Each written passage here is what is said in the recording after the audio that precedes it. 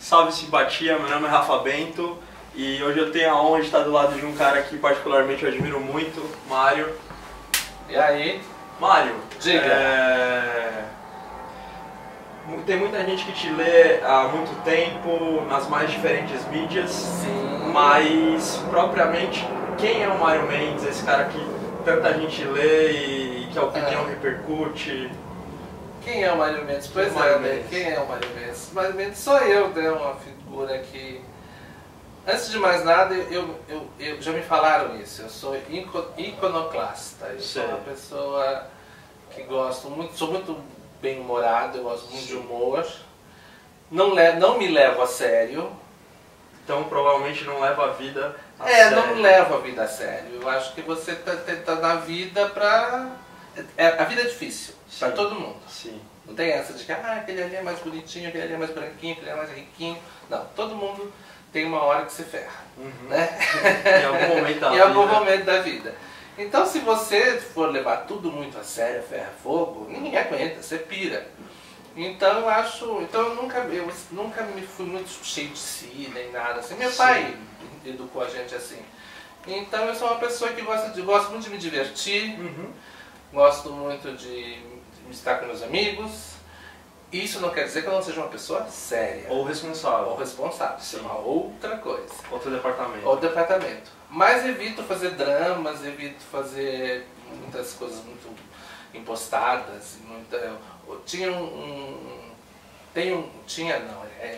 Já morreu um colunista, jornalista carioca, que era o Carlinhos de Oliveira, aliás, que está esquecido.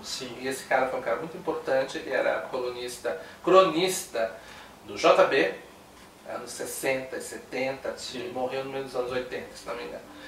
E ele dizia uma coisa, na época da ditadura, ele dizia: toda autoridade é ridícula. Uau. Faz todo sentido. E quando eu li essa frase, eu falei, faz todo sentido, toda autoridade é ridícula. Então quando a pessoa chega, como eu não sei o que, eu sofro isso. Não vai rolar, né? Então eu acho que eu sou essa pessoa que leva a vida dessa maneira e que gosta dos amigos, gosta da vida, gosta de arte, gosta de um monte de coisa, e esse monte de coisa que eu gosto vira eu. E Mário, tudo que você acabou de falar é muito presente no seu trabalho. Por exemplo, quem lê os seus textos identifica esse humor. O jornalista Mário Mendes, dá pra dizer que é muito perto da pessoa Mário Mendes? Assim? Sem dúvida, acho uma coisa... O jornalista Mário Mendes é uma pessoa que profissionalmente fala as coisas que o Mário Mendes pensa e acho. Então, assim, e outra coisa, eu acho que o jornalismo me deu as ferramentas para eu pesquisar, para eu apurar, para eu entrevistar, para eu perguntar e saber onde é que essas coisas, onde essas coisas vão, por onde elas caminham, né? E aí confirmar algumas coisas que eu já intuía, mudar minha opinião sobre outras que eu tinha uma coisa preconcebida na cabeça, desconfiar de outras. E é isso. Então o jornalismo me deu essas ferramentas e essa capacidade. Então é isso. Basicamente é isso. Mário, muito se fala em moda brasileira. Sim. É difícil dizer isso porque nem é uma cultura que seja nossa, né? Em contrapartida, hoje, né? Passados aquele auge da São Paulo Fashion Week, né, dos anos 2000, como que você vê a moda que é feita no Brasil? Então, no geral. Teve um documentário que fizeram, acho que da Warner Channel, da Warner, e que as pessoas me perguntavam isso. Começava o programa dizendo, o que é a moda brasileira? Sim. E eu digo assim que a gente não tem uma moda brasileira, a gente tem um jeito brasileiro de fazer moda, Sim. que é outra coisa. Sim. Nesse tempo todo que eu trabalho com jornalismo, eu comecei em 1978, eu vi muita coisa acontecer com a moda brasileira. Então já muitos altos e baixos, mas nada comparado com esse boom que foi nos anos 90, quando vieram as semanas de moda, fizeram um calendário. O Paulo Borges é uma pessoa muito importante, eu acho, porque ele deu uma profissionalizada nesse calendário de moda, de lançamento, né? Mas antes do Morbi Fashion, né? Quando nem era. Antes era Fito Ervas Fashion. Foi lá que começou, uma coisa pequena, e viu-se que ali existia uma geração de estilistas fazendo coisas, uma geração de modelos, uma geração de produtores, uma geração de empreendedores e por aí foi. Foi um casamento bom, jornalistas, enfim. Era todo mundo no lugar certo, na hora certa, querendo fazer alguma coisa legal. E com talento, né? Exatamente. E aí a coisa cresceu. Sim. Então nós vimos durante 20 anos agora de São Paulo Fashion Week, foi esse ano, está comemorando. Então durante esses 20 anos teve um grande boom, inclusive que coincidiu com a coisa com o fenômeno da globalização, né? Que as fronteiras caíram, o Brasil ficou com uma economia melhor, cresceu, né? Exatamente. Deixamos de ser uma ilha que ninguém sabia o que era, se a gente era da África, se a nossa capital era Buenos Aires, etc. Então teve essa coisa forte do Brasil. Então o Brasil aprendeu a falar no vocabulário da moda. Sim. Agora, eu não diria que nós temos uma moda brasileira. Sim. Nós temos, como eu já falei, nós temos uma maneira de fazer moda que tem a ver com um jeito de corpo que só o brasileiro tem. Sim. Com as formas, E tudo. E eu acho assim, quando você viaja para o exterior, isso eu notei algumas vezes, as pessoas sacam que você é brasileiro pelo jeito de falar, pela risada e principalmente pelo jeito de corpo. Sim. Eu lembro uma vez que me falaram assim, vocês brasileiros têm um jeito de se movimentar, vocês têm um ritmo que só vocês têm. Samba, né? Então, não é só o samba, é um ritmo, é um jeito. Sim. Então, se você começar a ver, como eu falo, por exemplo, a Regina Guerreiro diz, né, que a moda carioca é muito charme e pouco pano. Então, por que a gente tem... Por que a mulher brasileira também, ela só está satisfeita se ela está com pelo menos um palmo de pele à mostra? Sim. Tudo que é muito fechado, ou então muito justo, né? Sim. Por que isso? Porque a gente é índio. A gente não gosta de ficar pelado. A gente gosta de andar no rio. Por que a gente se move assim? Porque a gente é negro. Sim. Porque a gente gosta de movimento, de ritmo. Sim. Não é? Exato. E por que a gente gosta da coisa estética? Porque nós somos europeus. Sim, e o europeu tem essa cultura. Sim. Então essa mistura toda do belo é o Brasil. Então a gente não pode dizer que o Brasil existe um estilista que faz a moda brasileira. Sim. Não, você tem estilistas que trabalham o estilo do Brasil na moda. Então você tem, e a coisa diversa, você tem desde um Lino Villaventura, que é um cara extremamente barroco, refinado, e que faz uma coisa muito profunda de técnicas artesanais brasileiras, como bordado, a renda, uma série de coisas que ele é perfeito nisso. Um regionalismo muito forte. Exatamente, é uma coisa regional forte. Ao mesmo tempo você tem o Alexandre Rescovitch, que tem uma linguagem totalmente urbana, que se formou nas ruas de São Paulo, no universo underground dos nightclubs, da noite, dos travestis, das drag queens, da molecada toda, né? Então você tem isso, você tem o Ronaldo Fraga, que também vai pegar na coisa mineira, né? A coisa da poesia, também, né? E ao mesmo tempo você tem uma Glória Coelho, que é totalmente avant-garde, que gosta de coisas, tecidos tecnológicos, de pesquisas com materiais. Então você tem uma coisa da cor muito própria do universo dela. Do universo dela, que também que mistura física quântica com cristais, com Harry Potter, um monte de coisa, com macumba. Sim. E aí ela faz a moda dela. Então eu acho que é isso, é essa diversidade de estilos e de jeito de trabalhar que faz a moda brasileira ser interessante. Sei. Não só para o nosso mercado, mas também para o mercado exterior. Sim. Mas aí temos um problema. Diga o problema. O problema, assim, e não é só na moda, em outros setores, são os impostos muito altos, a cadeia produtiva que em algum momento falha. Aquelas coisas de Brasil. Burocráticas e econômicas, e também do jeito da gente, culturais, que emperram a coisa. Quando você acha que vai, não foi. Sei. Então acho que esse é o problema que a gente tem que vencer, não só na moda, quando uma série de outros socialmente setores da sociedade. País, né? exatamente, até na política a gente está vendo isso. Né? Essa nossa democracia, nossa jovem democracia, que vai, acho que vai, não vai, vai de novo, e assim a gente vai indo. Sim. Mário, você trabalhou em várias casas muito legais. Recentemente você estava na Veja, inclusive. Sim.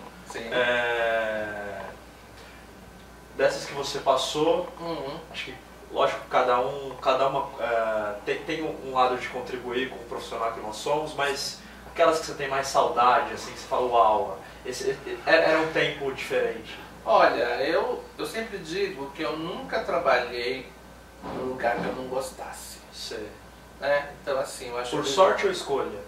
Os dois. Os dois, porque as pessoas falam assim, eu vejo outro dia, eu estava vendo uma moça que, não vou dizer o nome dela aqui, mas todo mundo sabe quem é, que saiu na Rede Globo, está numa emissora menor, e está falando, agora estou fazendo o que eu sempre quis fazer, porque em 23 anos de Rede Globo eu não conseguia fazer, eu nunca pude fazer. Então por que você ficou 23 anos? 2 décadas. 2 décadas e 3 anos no mesmo lugar, se você sabia que você podia fazer, e que você ficou lá e agora você vai fazer num lugar que você não tem nem metade da estrutura e da audiência da Globo, então você vai dizer, agora é legal. Tudo bem, até acredito que ela esteja feliz. Sim, não é isso. Mas aí você fala assim, não, isso é que é legal, aquilo que eu estava fazendo não era legal. Sim. Eu acho isso estranho. Então, todas as vezes que eu fiquei pouco tempo em algum lugar, foi porque alguma coisa aconteceu e eu não quis ficar. Falei, não vou ficar aqui porque não é legal. Agora, eu tenho muita saudade do meu começo de carreira, até porque é uma questão de você era jovem, descobertas. Eu comecei muito cedo, eu comecei na faculdade de me formar, eu já estava no primeiro ano da faculdade, e eu era muito atrevido e muito metido. E eu fui atrás disso e acabei trabalhando numa revista que chamava-se Interview. Sim, clássica. E a Interview, assim, existia um fenômeno curioso nos anos 70. Existia a grande imprensa, que hoje as pessoas falam a mídia, a grande imprensa, e tinha a mídia alternativa, que eram os veículos que não estavam inseridos nas grandes casas editoriais, nas grandes editoras, e estavam lá, que geralmente eram de esquerda e faziam frente à ditadura. Então você tinha Opinião, você tinha quando era outro? Tinham vários, todos engajados, tendência de esquerda, operária. Então chamava assim, era a imprensa nanica. E do qual a grande estrela era o Pasquim. Então a imprensa nanica funcionava até como uma cultura de resistência à ditadura, aos poderes naquele momento vigentes. E a Interview entra nesse nicho da imprensa nanica, só que fazendo cobertura de celebridades, e sociedade, e arte, e moda. Então era uma coisa de elite, com muito glamour, era uma coisa de elite. E aí, o engraçado é que era um tabloide. Era um jornal, era impresso nas rotativas do Estadão. Mas falava-se e era uma edição brasileira da Andy Warhol's Interview, de Nova York. Então essa era. Então era uma outra. Porque naquela época você tinha uma cultura underground, né? Então tinha tanto que a Veja, na época, fez uma matéria sobre a Interview que chamava-se Nanico de Luxo. Porque era... Exatamente. Então eu fui trabalhar nessa revista. Eu trabalhei nessa revista. E não é assim, tá bom, eu também gostei da revista, mas sim, na verdade eu bati em outras portas. Não cheguei na entrevista, mas como a interview era uma estrutura pequena, eles podiam te receber e me trabalhar. Sim. E aí o que acontecia lá na interview? Eram basicamente entrevistas, né? Pergunta e resposta. Sim. Então eles precisavam de alguém que tirasse as fitas. E eu comecei fazendo isso. Uau. Eu tirava as fitas. E um parênteses, Mário. Esse conceito americano chegava aqui, quer dizer... chegava. Na verdade, funcionava que, na verdade, esse conceito americano já estava sendo, há muitos anos, exercitado no Pasquim. Sim. Que lembra assim, o Pasquim era a pergunta e resposta. Então, o que a interview fazia? A interview fazia o que o Pasquim também fazia. Então, você é o Bambambam da novela das 8 agora. Sim. Então você é a bola da vez. Então vamos entrevistar você, a gente vai levar você ou na casa de um amigo, ou numa piscina, enfim, com várias pessoas, alguém que te conhece, outra. Então tinha assim, umas 5 pessoas diferentes, e essas iam fazer perguntas, ligava-se o gravador, bebia-se alguma coisa, descontraído, e aí as pessoas falavam sobre tudo. Você abria, né? Abria, claro. Por que as pessoas falavam sobre tudo? Porque não era um jornalista que chegava lá, então, o senhor está achando que era uma conversa. Uma formalidade, né? Exatamente, era uma conversa. Então as pessoas diziam para a interview o que não diziam para ninguém. Sim. A primeira edição que eu trabalhei na interview, quando eu cheguei na interview em maio de 78, estava na 4ª edição, que estava na banca. Sim. E era o Ney Matogrosso. Na capa, uma chamada. Isso em 78, em plena ditadura. Sim. Né? Uma coisa pesada. E a chamada era: acho que vinha homossexual nessa encarnação para cumprir uma missão. Foi para a interview que ele disse isso? E por que ele disse isso? Porque ele tinha uma entrevista para a Vânia Toledo, que é fotógrafa, e trabalhava também minha grande amiga, e a gente se conheceu na redação do interview. E ele falou isso por quê? Porque a Vânia era amiga dele, que conhecia ele antes dos Secos e Molhados. Sim. Eu tinha uma relação bem antes conhecia, exatamente. Então eles eram amigos. Então ele chegou lá e, conversando com ela, ele falou isso pra ela.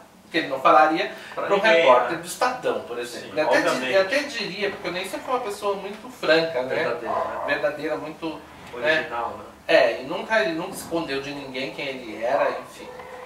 Por isso que ele virou esse sucesso. Ele é até hoje.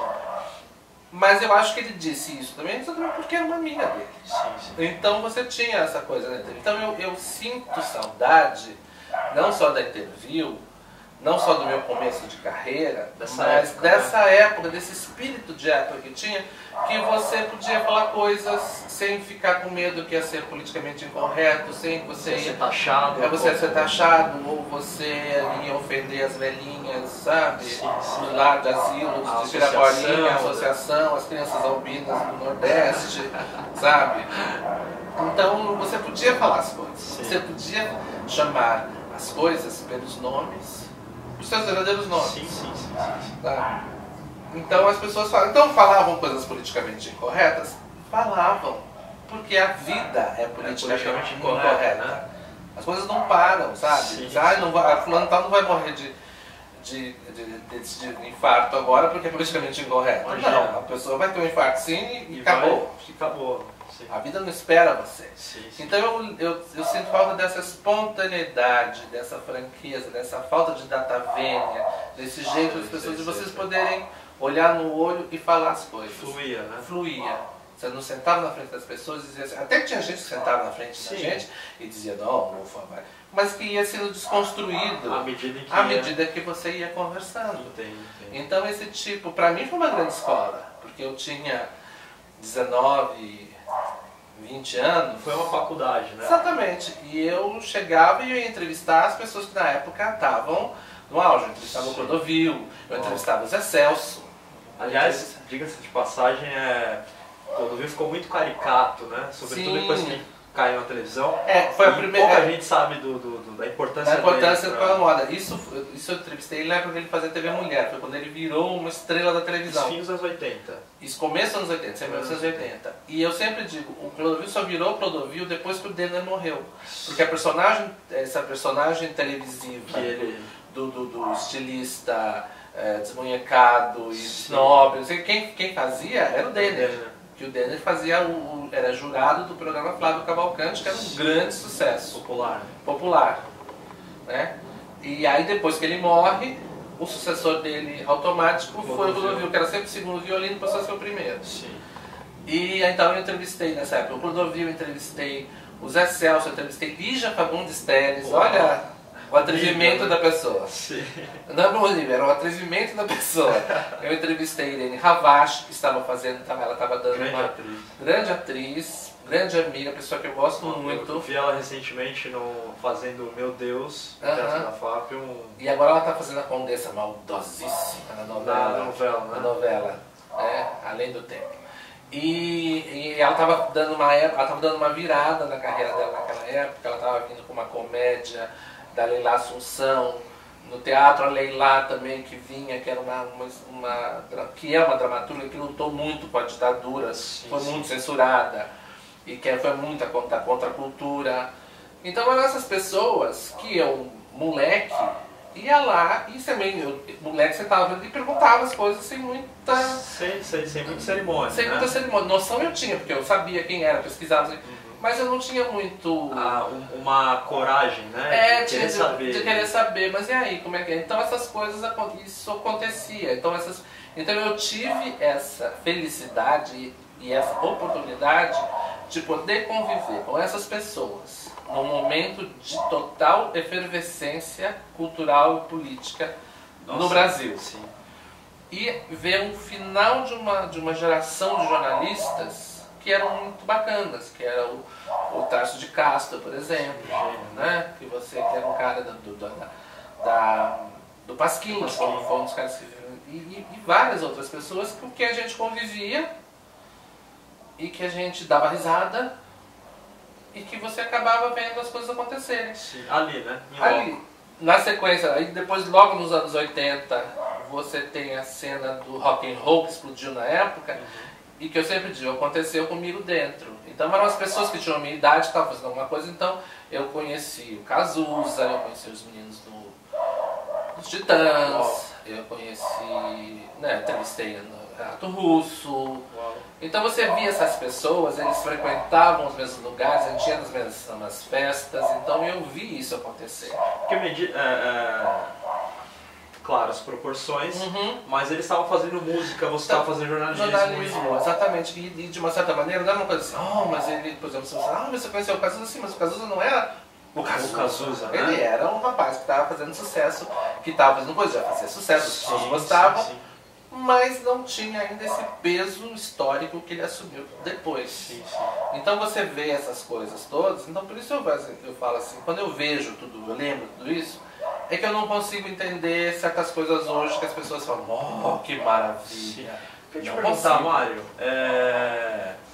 hoje facilmente as pessoas rotulam, seja um cantor, um escritor, né? Enfim, o que seja da indústria cultural, como genial, né? Quer dizer, esse adjetivo o herói. Ficou fácil. Fulano é um herói, fulano é genial. Você vê, é uma coisa que irrita. A mim irrita muito. Porque eu acho que você trabalhou num tempo e viveu também num tempo onde de fato eram geniais, né? De fato eram brilhantes. Eu não digo que as pessoas eram de fato, eu acho que era mais espontâneo. Sim. Era menos de propósito, era menos posado. Mas eu digo, no sentido de serem brilhantes porque de fato tinham muito talento. Tinham talento, era uma coisa, é o que eu falo, era mais espontâneo. Sim, natural, né? Era mais natural, a coisa fluía melhor. Sim. Então agora você pode ter uma figura, por exemplo, quero deixar bem claro que uma pessoa, não quero dizer que eu acho que ele esteja errado. Sim. Você vê uma figura como o Laerte. Maior respeito por toda a história dele, pelo quanto artista.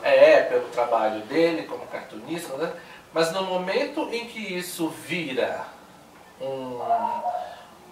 um acontecimento e começa a pautar uma série de de comportamentos e vai, como se diz, vai pautar o seu discurso, a sua vida, as suas conversas, e você tem que gostar dele, você tem que dizer que ele é bacana, tem que apoiar, tem que apoiar, dizer que isso, mas eu falo, peraí, calma. Quando eu vi o Ney Matogrosso falando aquilo lá no debate, lá atrás, quando ele podia sair na rua e levar uma cacetada dos sem militares. Sem nenhum apoio midiático, sem nenhuma... E se ele apanhasse na rua, ia ter gente que ia ajudar a bater, né? Sim. E hoje em dia que você tem toda uma outra coisa, a pessoa vem e vai falar pra vocês, vai dizer, tá bom. Ok. A mesma coisa, o próprio Jean Willis, que é uma pessoa que tem o seu discurso, é uma pessoa que está ajudando, tem o seu trabalho, tudo bem. Mas, só tem, começa, parece assim, é o único gay que existe no Brasil, né? Sim. É o único que existe, então tá lá na única voz. A única voz. Então, porque ele é a única voz, você tem que dizer amém a tudo que ele diz, que tudo é maravilhoso, e muitas vezes você vê que ele fala coisas que não são tão interessantes assim. Sim, sim. Então, essa coisa de você não poder ter esse espírito crítico em relação a certas pessoas, porque elas são sagradas e intocáveis, como eu sempre falo, o Chico Buarque, né? Ninguém fala, aqui é unanimidade geral, então eu sempre falo, gente, o Chico é o Chico, mas o Chico é o Chico, né? É o Chico. Então é isso. Não dá, né? Então as pessoas fica tudo tão sagrado, tão, né? Intocável, né? Você não pode fazer piada, você não pode falar nada. E o momento que as pessoas começam a dizer que o humor é uma coisa perigosa, alguma coisa está errada. Sim. Como outro dia eu vi uma entrevista, por acaso, do Laerte com o Gregório do Vivier. Sim. E os dois dizendo que o humor, imagina, mas o humor é uma coisa que reforça preconceitos. Aí se você for falar assim, peraí, então se o humor reforça, então vamos todos chorar, não vamos falar mais de nada, vai ser tudo um horror. Sim. Ou então vamos contar só piadas politicamente corretas. Sim. O humor existe, como dizia... Ele vem disso, né? Como dizia a falecida Joan Rivers, ele existe para diminuir a tragédia da vida. Se a gente não fizer graça, não der risada da bomba atômica, do holocausto, a gente morre.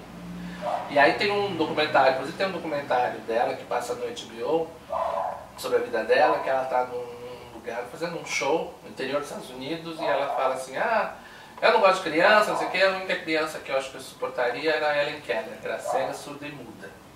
Aí alguém lá do fundo grita, assim, um homem, isso não tem graça, eu tenho um filho surdo. E ela fala, meu marido não tinha perna. Meu marido foi pra guerra e voltou sem a perna.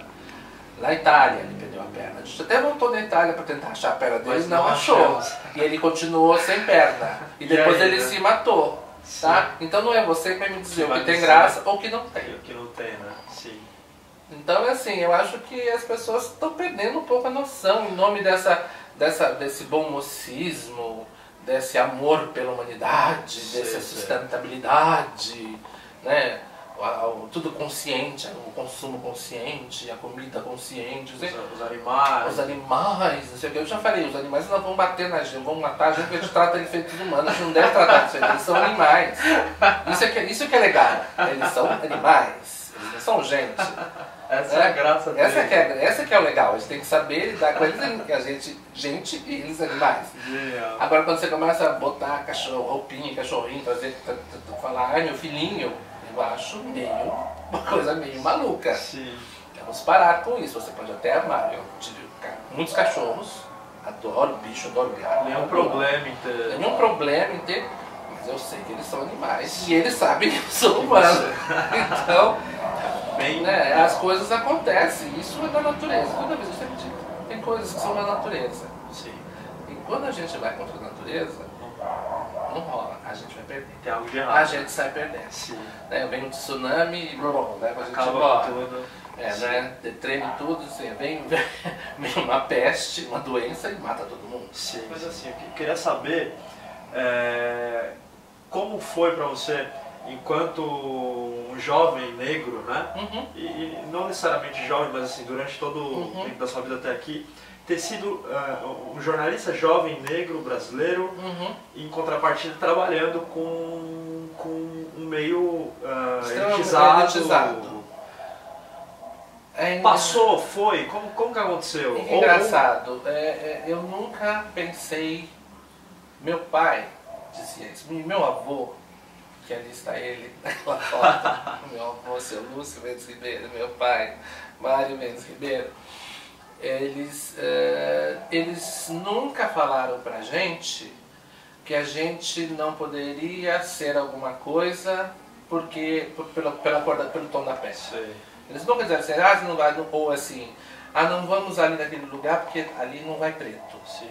Ou não vamos. Eles sempre disseram pra gente que a gente podia ser o que a gente quisesse. Sim. E a gente poderia ir em qualquer lugar desde que a gente soubesse se comportar. Sim. Então a lógica não era... Exatamente. Meu pai dizia assim, então se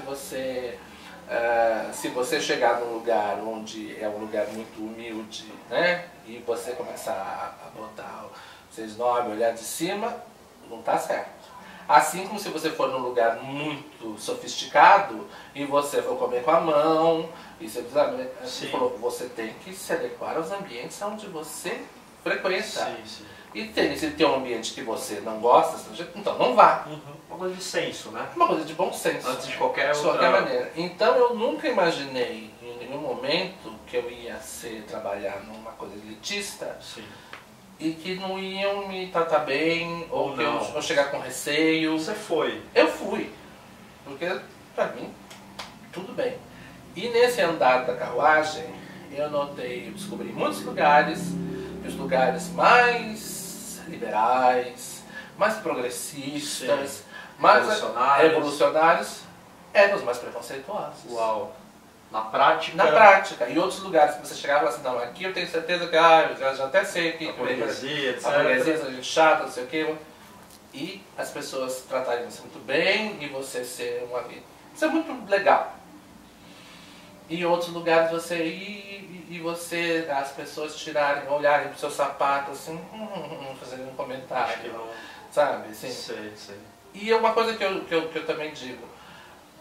Eu acho que se as pessoas têm preconceito, todo mundo tem seus preconceitos e todo mundo tem as suas idiosincrasias, e eu acho que isso tem que ser claro. Visível, isso né? Tem que ser visível. Se isso é visível, você não sabe onde você está, onde pisar. Né? Onde pisar. E se você quiser falar com a pessoa, você fala, não, você conversa com ela, mas você sabe até onde vai a coisa. E você não vai deixar o preconceito chegar em você, porque você só sofre essas coisas quando você permite. Entendo. Quando você está aberto para isso, aí vem. Caso contrário, não vem. É lógico que você está na rua e você recebe um xingamento assim, mas de repente você não tem controle. Você não tem controle, mas num ambiente controlado, digamos assim, né? Sim.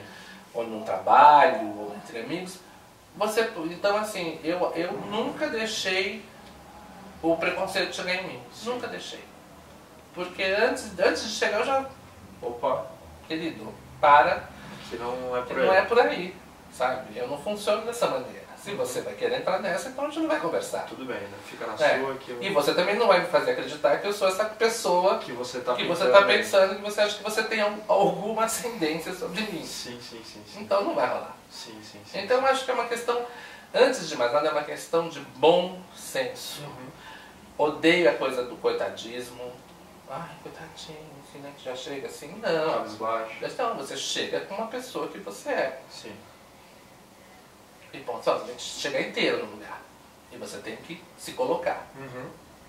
Eu acho que basicamente parece simples. Sim. Até é simples, mas não é fácil. Não é fácil, né? Não é fácil. Você tem que ter. Eu acho também que você tem que ter um apoio familiar, uma base familiar, de formação, de educação, para te dar esse back. Né? E eu acho que eu tive muito isso, tanto do meu avô quanto do meu pai. Sim. E eu ainda penso muito no meu avô, que era um homem negro, que cresceu no começo do século passado, que foi um cara que provavelmente se alfabetizou depois de adulto, porque não frequentou escola, enfim, porque era filho de escravo, aquela coisa toda. E conseguiu vir, é do Rio, veio para São Paulo e aqui fez família, criou os filhos e sempre foi uma pessoa muito digna. E que apesar de não ter estudo, ser muito humilde, ele tinha uma visão de mundo muito ampla, aberta e falava coisas que eu guardo para a vida. E que passou para meu pai, passou para minha tia, passou para minha irmã, passou para todos nós. Foi, né? Pra família. Foi. E meu pai continuou isso. Então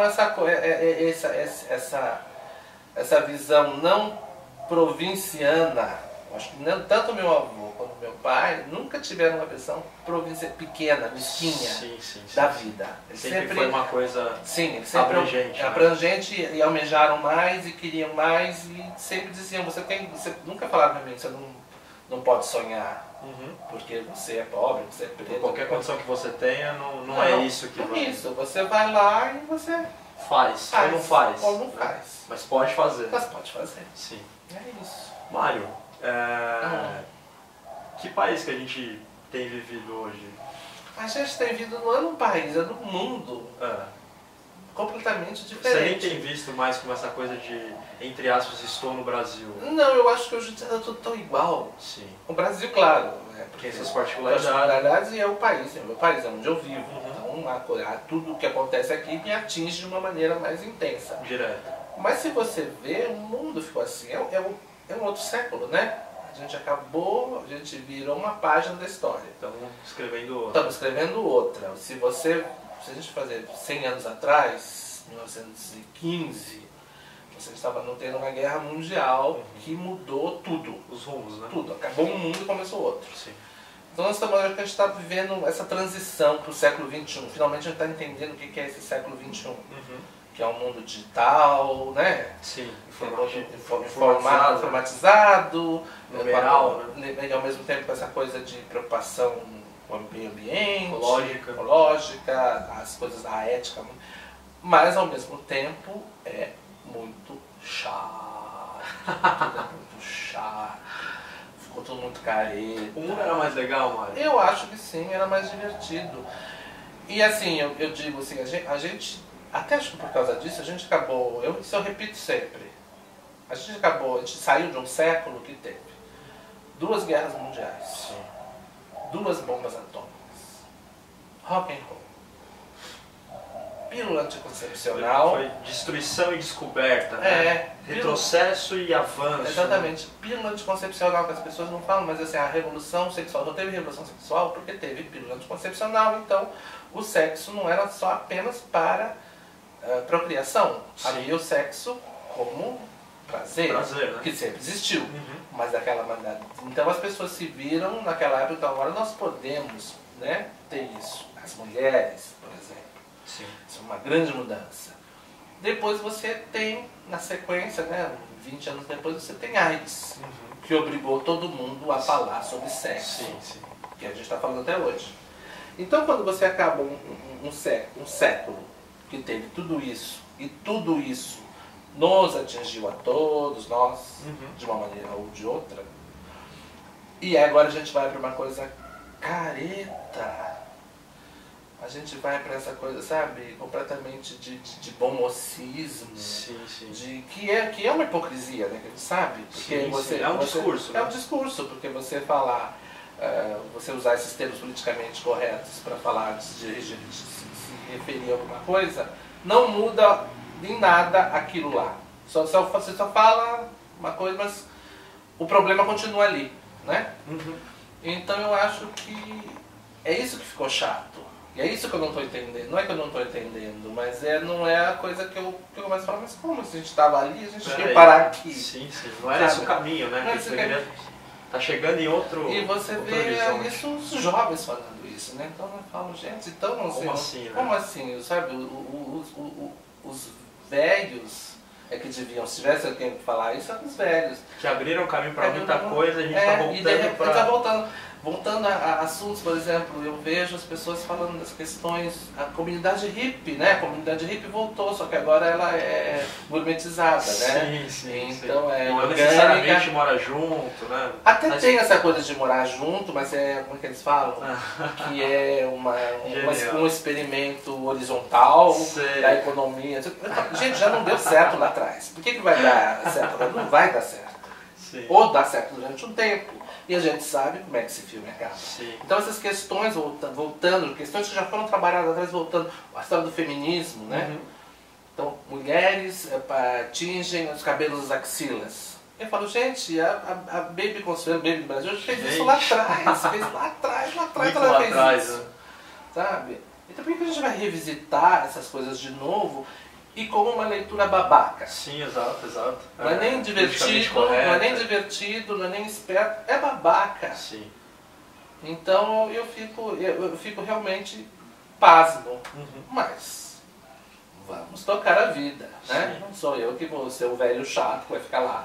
Ai, não, isso não pode fazer. Claro que você não pode fazer tudo. Mas não vem passar isso por cima de mim, não vender isso como novidade, como verdade, como verdade, ou como uma coisa muito nova, importante, porque não rola. Uhum. Mário, eu sei que é difícil porque, pô, aqui tem muito livro legal. Mário tem muito livro legal. Mário, um livro para salvar aqui e para salvar e para ir pro seu lugar preferido no mundo. Eu vou pegar duas coisas. Vou pegar uma ficção e vou pegar uma não ficção, um ensaio. Ficção, eu pegaria, deixa eu ver onde está, na ordem, da minha ordem. Vocês não têm noção do tamanho. Deixa eu ver onde é que está aqui. Tá. Será que está aqui? Peraí, agora calma, gente. Agora calma que eu estou. Aqui. Achei. É um livro que eu gosto muito. Esse é um. Sim. E o outro está aqui. Não sei se foi mais fácil. Um fininho, um calhamaço e um fininho. Este aqui é um livro antigo que eu comprei. Essa edição eu comprei quando eu tinha 17 anos. Sim. 40 anos atrás. Quase 40 anos atrás. E é A Montanha Mágica. De um senhor chamado Thomas Mann, escritor alemão, que muito pouca gente sabe, mas era filho de uma brasileira. Uau. A mãe dele era de Paraty. Uau. E ele conta, eu li uma biografia dele, que ele contava que a mãe contava histórias que ela devia ter ouvido dos escravos da casa onde ela morava aqui no Brasil. Então isso também influenciou ele. E é um livro que fala sobre o mundo que existia na Europa antes da Primeira Guerra Mundial. Uau. E ele coloca todo esse mundo dentro de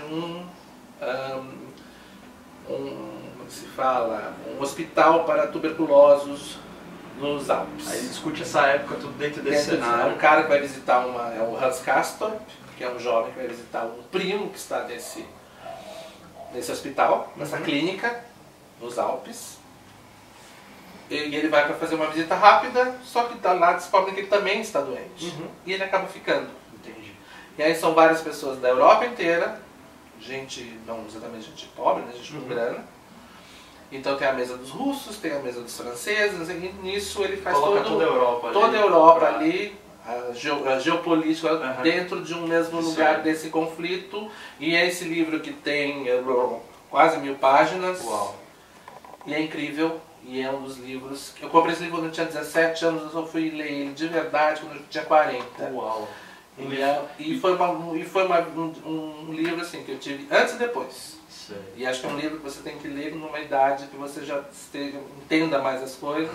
E foi um livro que me acompanha e que eu amo. Turma. A Montanha Mágica. E esse aqui? E o outro fininho, que também está desmontando aqui, como você pode ver, sim, cheio de anotações. Cheio de rabiscos. É de uma escritora americana, uma ensaísta, e também enfim, ela tem uns trabalhos de ficção que não são tão interessantes quanto o trabalho dele. Ela foi uma grande pensadora americana, Susan Sontag, e esse chama-se Sobre o Signo de Saturno. Isso é uma série de ensaios que ela escreveu nos anos 70, que ela fala do Artaud, ela fala do fascismo, ela fala de um cineasta alemão que pouca gente conhece, que chama-se Zilberberg, que fez um filme sobre Hitler, que é um filme de 7 horas de duração. Uau. E ela fala sobre isso. Ela fala do Roland Barthes, ela fala do Canetti. São ensaios breves, mas que são coisas riquíssimos. E eu tenho esse livro, assim, ele é tipo um oráculo, eu sempre volto para ele. Eu sempre tenho um momento que eu sempre visito a Susan Sontag e outras coisas dela, gosto muito. Mas esse, acho que talvez foi porque esse foi o primeiro livro que eu li dela. Sempre tem alguma reflexão que você... E aí ele me leva, então tem muitas frases aqui. Deixa eu ver se eu tenho uma frase que eu possa destacar aqui. Enfim, falam coisas, por exemplo, ela diz coisas aqui, por exemplo, não vou achar exatamente, mas uma coisa que ela fala, que a gente encara o cinema como a história exemplar do século XX. Ou seja, a gente acredita que tudo que tem no cinema, que a gente viu no cinema, é uma coisa fiel da história do século XX. E claro que ela está focando muito dessa crítica no cinema americano. Exatamente, do cinema americano. Mas ela fala muitas coisas assim. E a Susan sempre teve uma intelectual, ela morreu no final dos anos da primeira década dos anos 2000, né? Ela vivia com aquela fotógrafa Annie Leibovitz. E ela... Famosíssima, né? Sim. E ela foi uma pessoa que... Ela sempre foi uma voz discordante. Dissonante. Então quando todo mundo fala uma coisa, ela sempre vinha. Eu lembro quando teve o 11 de setembro, ela falou uma coisa que todo mundo ficou chocado, falou que era horrorosa. Mas que ela, de uma certa maneira, ela estava mostrando como se estava pegando aquilo para se fazer um drama. Pela pieguice, sobre as verdadeiras razões de reflexão sobre aquele momento histórico importante. E ela foi condenada por todo mundo, enfim. Então ela é uma mulher uma pensadora que... A Celida, né? A Celida, que eu gosto muito. Então, você já deu 2 livros, esses são 2 livros. Tem uma pilha de cabeceira, mas são 2 livros pra se salvar, né? De cabeceira, que eu salvaria no incêndio, com certeza. É por isso que eu sou fã desse cara, Mário. Muito obrigado por ter... Obrigado você. Obrigado mesmo. Pô, uma honra, a gente só aprende falando com você. É isso, eu que agradeço e poder falar com as pessoas. Eu acho que, como disse o Karl Lagerfeld, que eu entrevistei ele, e depois eu encontrei com ele aqui em São Paulo e fui falar de novo com ele, cara, queria agradecer ao senhor pela entrevista que o senhor me deu. Ele falou, mas você não tem que agradecer, se você não vai lá falar comigo, ninguém vai saber que eu estou lá fazendo o que eu estou fazendo. Uau, e o Karl? Exatamente. Uau. Então vocês têm que ir lá falar comigo. Obrigado, viu? De nada. Obrigado, aquele abraço, até a próxima. Eu quero doce de coco, suco de maracujá, champanhe com chocolate, pudim patê de frota, doce de leite, creme brulee, abacaxi